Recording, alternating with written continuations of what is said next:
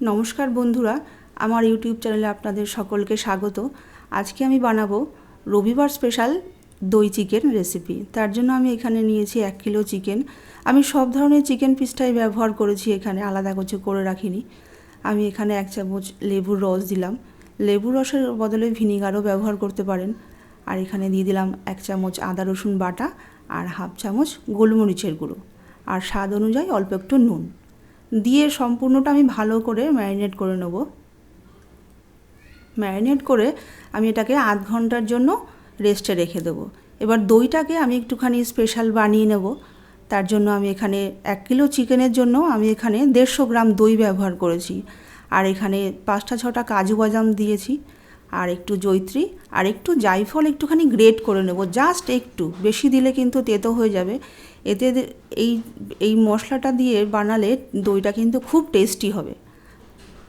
শুধু দই দিলে যেটা হবে তার থেকে এটা দারুণ টেস্টি হবে। আমি দিলাম একটু নুন আর একটু চিনি দিয়ে সম্পূর্ণ এটা আমি একটা পেস্ট বানিয়ে নেব মিক্সিতে।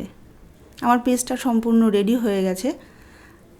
আমার আধ ঘন্টাও হয়ে গেছে, চিকেনটা রেডি ম্যারিনেট করা হয়ে গেছে। আমি এবার গ্যাসটা জ্বালিয়ে আমি কড়াইতে একটু তেল দিয়ে দিলাম। কড়াইটা আমার গরম হয়ে গেছে, তেলটাও গরম হয়ে গেছে। আমি একটু গোটা গরম মশলা এখানে ফোড়ন দিয়ে দিলাম। গোটা গরম মশলা ফোড়ন দিয়ে আমি এখানে 2টো মিডিয়াম সাইজের পেঁয়াজ বেটে নিয়েছি। আমার পেঁয়াজটা একটু বড়ই ছিল, আমি মিডিয়াম সাইজের নিয়েছি। আর যদি পেঁয়াজটা একটু ছোট হয় আপনারা 4-5টা পেঁয়াজ বেটে নিয়ে ব্যবহার করতে পারেন। আমি পেঁয়াজটাকে ভালো করে কষিয়ে নিয়ে 2 চামচ আদা রসুন বাটা এখানে ব্যবহার করলাম।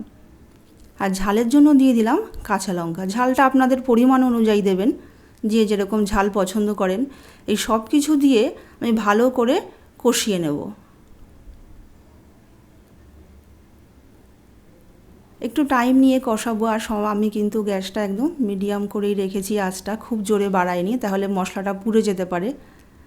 আর একটু কালারের জন্য দিলাম হাফ চামচ কাশ্মীরি লঙ্কার গুঁড়ো আর 1 চামচ জিরের গুঁড়ো আর হাফ চামচ ধনের গুঁড়ো দিয়ে আমি এটাকে ভালো করে আবার কষিয়ে নেব। যতক্ষণ না মশলা থেকে তেলটা বেরোচ্ছে ততক্ষণ আমি মিডিয়াম আঁচে ভালো করে কষিয়ে নেব। আমি একটু ঢাকাও দিয়ে দিলাম, তাহলে মশলাটা আমার তাড়াতাড়ি কষানো হয়ে যাবে। দেখুন আমার মশলাটা কিন্তু ভালো করে কষানো হয়ে গেছে। আমি যে ম্যারিনেট করার চিকেনটা রেখেছিলাম সেটা এবার পুরোটা দিয়ে দিলাম। এবার গ্যাসটা বাড়িয়ে আমি 5 থেকে 6 মিনিট ভালোভাবে মশলার সঙ্গে চিকেনটা পুরো মিশিয়ে নেব।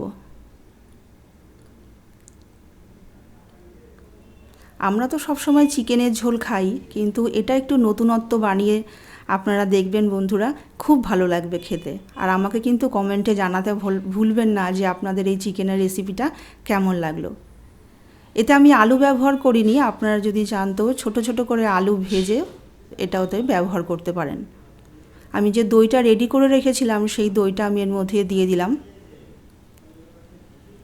চিকেনটা ভালো করে এইবার দইয়ের সাথে চিকেনটার সাথে আমি ভালো করে মিশিয়ে নেব। এবার দইটা দেওয়ার সঙ্গে সঙ্গে গ্যাসটা কিন্তু আমি একদম কমিয়ে দেব। দই দেওয়ার পরে আমি কিন্তু গ্যাসটাকে আর কোনোভাবেই বাড়াবো না। আমি এই রান্নায় কোনো এক্সট্রা জলও ব্যবহার করব না। দই থেকে যে জলটা বেরোবে এতেই কিন্তু আমার রান্নাটা পুরো একদম রেডি হয়ে যাবে। এক্সট্রা জলের কোনো প্রয়োজন পড়বে না। আমি গ্যাসটা কমিয়ে ভালোভাবে এইভাবে নেড়ে আমি এটাকে ঢাকা দিয়ে রেখে দেবো অন্তত 20 থেকে 25 মিনিট। একদমই বাড়াবো না গ্যাসটা। আমার 20-25 মিনিট হয়ে গেছে। দেখুন আমার এইখান থেকে দইটা দেওয়ার ফলে যে কতটা জল বেরিয়েছে, এতেই কিন্তু আমার চিকেনটা একদম পুরো সেদ্ধ হয়ে গেছে। আর মাঝখানে আমি একটু ঢাকনাটা সরিয়ে একটু নেড়ে দিয়েছিলাম একবার। এই অবস্থায় নুন মিষ্টিটা একটু চেক করে নেবেন। আমি হাতের তালুতে একটুখানি কস্তুরি মেথি পাতা এর ডলে এখানে দিয়ে দিলাম, যাতে এর ফ্লেভারটা আরও সুন্দর আসে। একটুখানি ভালো মতন করে নেড়ে দিয়ে একটু ঢাকা দিয়ে দেবো। মোটামুটি আমার রান্নাটা রেডি হয়ে গেছে। বন্ধুরা, আমার এই রান্নাটা ভালো লাগলে কিন্তু লাইক, শেয়ার, কমেন্ট করবার অনুরোধ রইল। আমার চ্যানেলটাকে সাবস্ক্রাইব করারও অনুরোধ রইল।